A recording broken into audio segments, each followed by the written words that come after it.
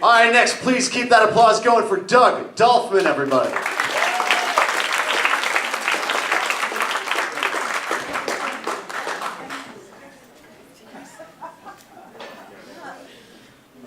Hey Philly, how's it going tonight? Everybody good? I've noticed that all my prior comedians who came before me have admitted they've committed a crime up here, which is kind of cool, because I'm a criminal defense attorney here in Philadelphia, which works out good. I've been keeping the streets of Philly dangerous for the past 22 years, and I'm damn proud of it. Marijuana, cocaine, pills, if you want it, I know someone that's got it for you. My business cards say on the back of them, call with a drug, call Doug. It's true. So, I went to Penn State, and my clients go to State Penn. It's very similar. When my clients call me from jail on their cell phone, it really is their cell phone. I can convince a jury to find my client not guilty, but I can't convince my wife to use a coupon. In my business, it helps to have a photographic memory. I take a picture, then 10 minutes later I remember taking it. My main job as a criminal defense attorney is to get people off. That's my clients and my wife. Well, at least my clients. That's why I've been having trouble finding the right woman to date recently. My wife's not too happy about that. So I work with my 80-year-old father, who's an attorney, and my 77-year-old mother, who does absolutely nothing in this office. She is pathetic. She can't hear the phone. If she gets a phone number written, she gets the area code right. The next 7 numbers pretty much a crapshoot. My dad says to my mom, Doug, your mom's a bitch. And I said, Dad, why do you say that? He says, because, son, if she were a slut, she'd be easy. So, my father still uses an electric typewriter and whiteout. He gives out his email address as Murray1Law, care of AOL.com. I don't think AOL really cares. My dad has trouble remembering things. His favorite part of the day is the 90 minutes he takes for lunch with my mom. He should probably practice law in a food court. He came into my office yesterday and says, Doug, I'm down to my last 10 business envelopes. How many more should I order? I said to him, another 10 should be enough, Dad. It's really getting old. His cardiologist tells him if he stops working, he's going to die. So I made an appointment for him for a different cardiologist. I often wonder as a defense attorney, how come the police never tell my clients the real reason why they stopped them?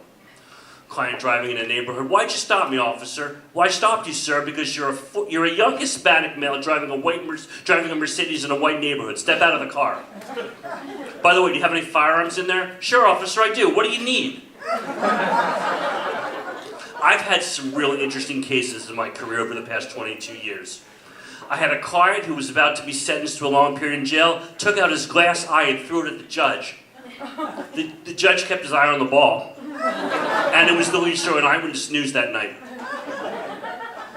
I had a client who was selling drugs out of a tree, like on one of those little narrow streets in South Philly. Goes away for 30 minutes, comes back, and there's a squirrel there who's taking over his operation. The squirrel was actually snorting the cocaine out of the bag. That was one hyped up squirrel. He wound up putting the rest of the cocaine on his nuts for the winter. But by far, the strangest case I ever had was a Hispanic male, about 40 years old, breaks into this woman's house at 3 in the morning. The guy looked just like Spiegel from Lord of the Rings. Says to me, go downstairs and make me breakfast. She goes downstairs, makes some breakfast, and she comes upstairs and sees him having anal sex with her Shih Tzu dog. True story, male on male. It's disgusting. She says, what are you doing? He screams and jumps out the window. So, I have to come up with some material to write, or at least to talk about at this case. And I'm thinking to myself, well, what can I argue to a judge? The dog liked it rough? The dog rolled over and had a cigarette when it was over? Could we describe it as doggy style?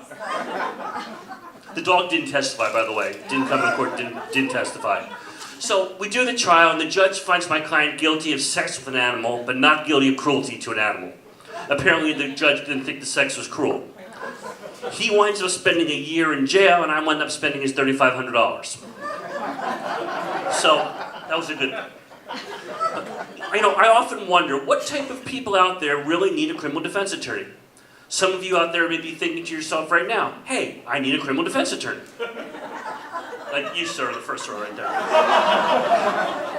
So, if you are somebody who likes to if you're a woman who throws coffee on another woman outside of Starbucks here in Philadelphia and is a lawyer, you probably need an attorney. You guys all heard about that story last week.